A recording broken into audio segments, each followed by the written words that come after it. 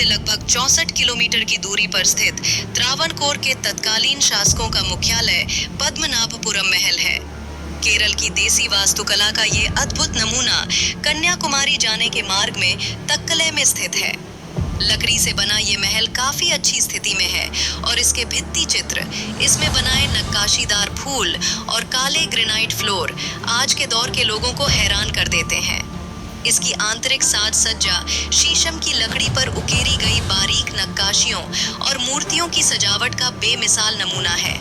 इसके कई भित्ति चित्र 17वीं से लेकर 18वीं सदी के हैं।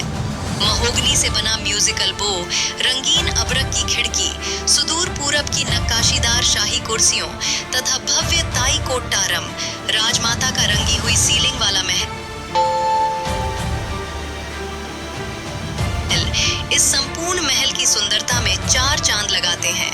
महल के भीतर कई और भी भव्य झलकियां मिलती हैं। चमकदार काले फ्लोर वाला दरबार हॉल अंडे की सफेदी, गुड़, नींबू, जले हुए नारियल, कोयले तथा नदी की रेत से निर्मित है, जो वास्तुकला का एक दुर्लभ नमूना है।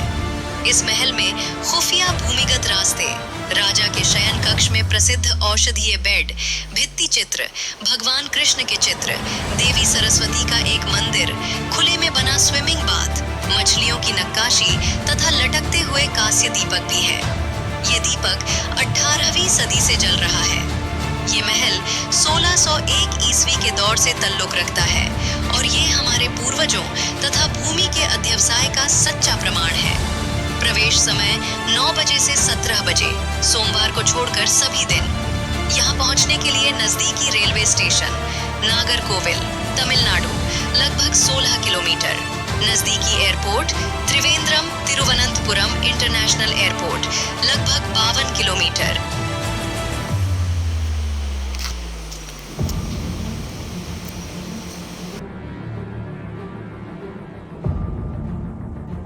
कुमारी जिले का छोटा सा गांव पद्मनाभपुरम, जिसे मूल रूप से कलकुलम के नाम से जाना जाता था, कभी शक्तिशाली वेनाड साम्राज्य की समृद्ध राजधानी हुआ करता था, जो बाद में त्रावणकोर की रियासत के रूप में प्रसिद्ध हुआ। पद्मनाभपुरम दक्षिण में वेनाड शासकों का पहला गढ़ नहीं था।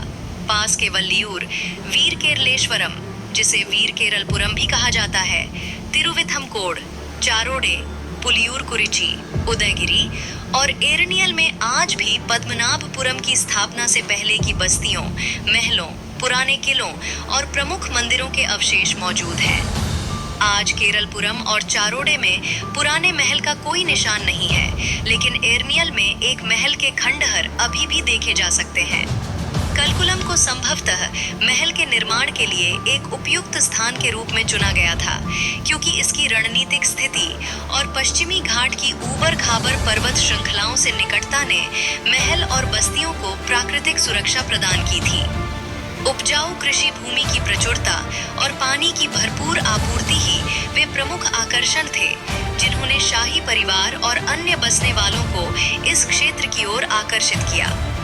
प्राचीन कालकुलम किलेबंदी के भीतर विशाल पद्मनाभपुरम महल परिसर स्थित है, जो पूर्व वेनाड शासकों का प्रारंभिक प्रशासनिक मुख्यालय था। कालकुलम में किले और महल की उत्पत्ति का पता लगाने के लिए मुदलियार अभिलेखों को नजरअंदाज नहीं किया जा सकता, जिनसे संकेत मिलता है कि कालकुलम और निकटवर्ती उदयगिरी के किले 1600 ईस्वी से ठीक पहले इरावी वर्मा कुलशेखरन शासनकाल 1592 से 1609 के शासनकाल के दौरान अस्तित्व में आए थे। 17वीं शताब्दी के डच यात्री जॉन न्यूहॉफ ने दर्ज किया, कालकुलम एक बहुत बड़ा शहर है। एक तरफ दुर्गम पहाड़ों से घिरा हुआ है, दूसरी तरफ दीवार से, जिसका निचला हिस्सा ज्यादातर पत्थर का है, ऊपरी हिस्सा ईंटों का है। कुल मिलाकर 24 फीट ऊंचा है। शाही महल पश्चिमी छोर पर स्थित है, जो एक पत्थर की दीवार से घिरा हुआ है। पद्मनाभपुरम किले के ठीक बीच में स्थित, जिसके पूर्व में वेली पहाड़ियां हैं, इस महल का निर्माण पहाड़ियों की सुरक्षा और उपजाऊ कृषि भूमि एवं जल की प्रचुरता को ध्यान में रखते हुए रणनीतिक रूप से किया गया था। 400 वर्ष से अधिक पुराना ये महल पूरे एशिया का सबसे बड़ा लकड़ी का महल माना जाता है। 6.5 एकड़ के क्षेत्र में फैले इस भव्य परिसर में 15 से अधिक इमारतें हैं और इसका प्रत्येक भाग जटिल लकड़ी के काम से सुसज्जित है, जो प्राचीन कारीगरों के उत्कृष्ट कौशल को दर्शाता है। आज के विशाल महल परिसर का केंद्र कलकुलथु कोइक्कल है, जो 16वीं शताब्दी में इरावी वर्मा कुलशेखर पेरुमल शासनकाल 767 से 784 ईस्वी द्वारा निर्मित एक महल है। पुराने अभिलेखों में इस महल का उल्लेख दर्पकुलंगारा कोइक्कल और वलिया नीर जिक्कारा कोइक्कल के रूप में मिलता है, जिसका नाम दर्पकुलम नामक एक जल निकाय से इसके अटूट संबंध को दर्शाता है, जो महल जितना ही प्राचीन है।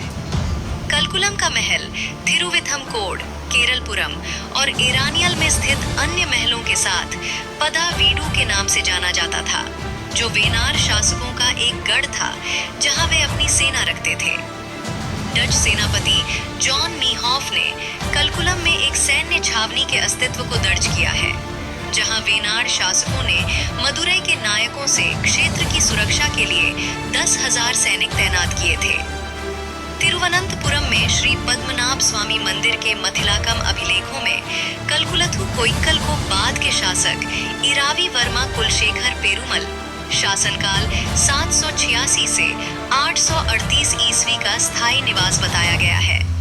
18वीं शताब्दी के अनिझम तिरुनल मार्तंडा वर्मा के शासनकाल के अभिलेखों से पता चलता है कि राजा उदयर विलाकम में निवास कर रहे थे, जो वलिया नीर जिक्कारा कोइक्कल का एक हिस्सा था, जब उन्होंने कलकुलम और पुलियूर कुरिची, उदयगिरी में पुराने किलों के पुनर्निर्माण के आदेश जारी किए। मार्तंडा वर्मा के आदेशानुसार कलकुलम के पुराने महलों का जीर्णोद्धार किया गया और उन्हें एक मजबूत पत्थर के किले से सुरक्षित किया गया।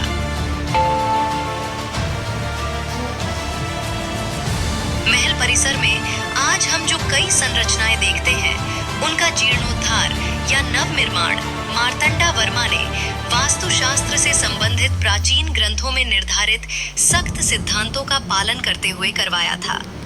निर्माण कार्य पूरा होने के बाद मार्तंडा वर्मा ने महल को शाही परिवार के संरक्षक देवता श्री पद्मनाभ स्वामी को समर्पित कर दिया। इसके बाद पुराने कैलकुलम महल को पद्मनाभपुरम के नाम से जाना जाने लगा। मार्तंडा वर्मा के बाद उनके उत्तराधिकारी कार्तिका तिरुनल राम वर्मा शासनकाल 1758 से 1798 ने पद्मनाभपुरम को प्रमुख शाही निवास माना। 1783 में राजा से मिलने आए पाउलिनो लिखते हैं, पद्मनाभपुरम तिरुवनकोडा तिरुविथमकोड से कुछ ही दूरी पर स्थित एक विशाल किला है, जहां राजा निवास करते हैं और अपना खजाना रखते हैं। कार्तिका तिरुनल के भतीजे अविट्टम तिरुनल बलराम वर्मा ने 1798 में सत्ता संभाली और तब से वे अधिकतर तिरुवनंतपुरम में ही रहते आए हैं। 1809 में बलराम वर्मा के शासनकाल के दौरान पद्मनाभपुरम और उदयगिरी किलेबंदी पर ब्रिटिश सैनिकों ने कब्जा कर लिया था, जो त्रावणकोर राज्य के प्रधानमंत्री वेलु थम्पी दलवा के नेतृत्व में विद्रोहियों से लड़ रहे थे। इसके बाद के शासक तिरुवनंतपुरम में बस गए, जहां पद्मनाभ स्वामी मंदिर के चारों ओर एक किलेबंद बस्ती स्थापित की गई थी।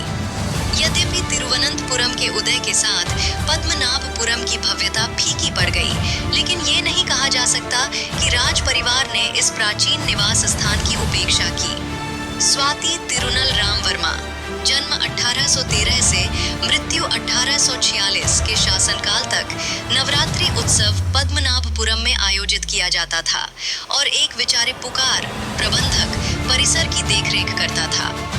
सन 1839 ईस्वी के बाद पद्मनाभपुरम महल का पतन तेजी से होने लगा, जब ये प्रसिद्ध नवरात्रि उत्सव का स्थायी स्थल नहीं रहा। वार्षिक नवरात्रि जुलूस के अलावा महल बंद ही रहता था, सिवाय कभी कभार शाही परिवार और गणमान्य व्यक्तियों के आने जाने के। आम जनता को परिसर में प्रवेश की अनुमति नहीं थी और जल्द ही स्थानीय लोगों का मानना हो गया कि महल में भूत प्रेत का वास है।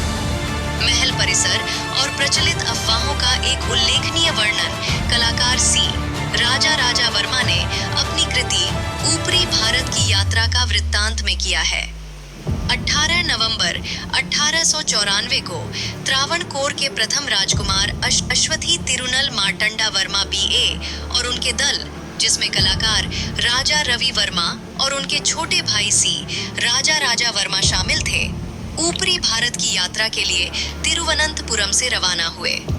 वे शाम तक पद्मनाभपुरम पहुंच गए, जहां महल के द्वार पर दीवान पेशकार थानु पिल्लई ने उनका स्वागत किया। बाद में दल ने प्राचीन महल परिसर का भ्रमण किया। हाथ में लालटेन लिए हम शाम के धुंधलके में इस विशाल इमारत के अंधेरे और सुनसान गलियारों और रास्तों में घूमने निकले, चमगादड़ों के पूरे झुंड को चौंकाते हुए और अक्सर डर के मारे अपनी ही परछाइयों को भूत समझ बैठे। भोले भाले और आसानी से विश्वास करने वाले लोगों ने अक्सर अजीबोगरीब आवाजें सुनी हैं और विचित्र दृश्य देखे हैं, और रात होने के बाद किसी भी कीमत पर इमारत में प्रवेश करने की हिम्मत नहीं करते, वर्मा ने लिखा। परिसर का भ्रमण करने के बाद आगंतुक सोने चले गए। पूरी रात भूतों और राक्षसों के सपने देखते रहे।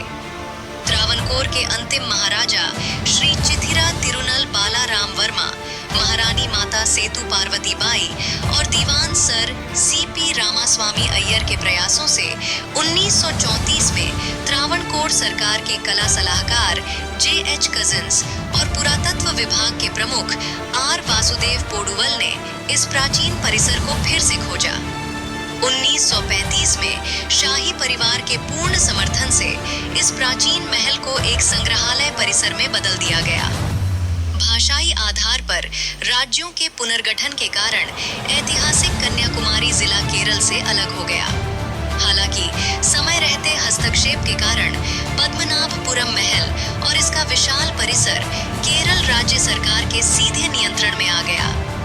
आज हजारों पर्यटक इस महल परिसर को देखने आते हैं। इमारतों का एक विशाल समूह, जहां एक लंबे समय से भुला दिए गए युग की यादें आज भी जीवित हैं।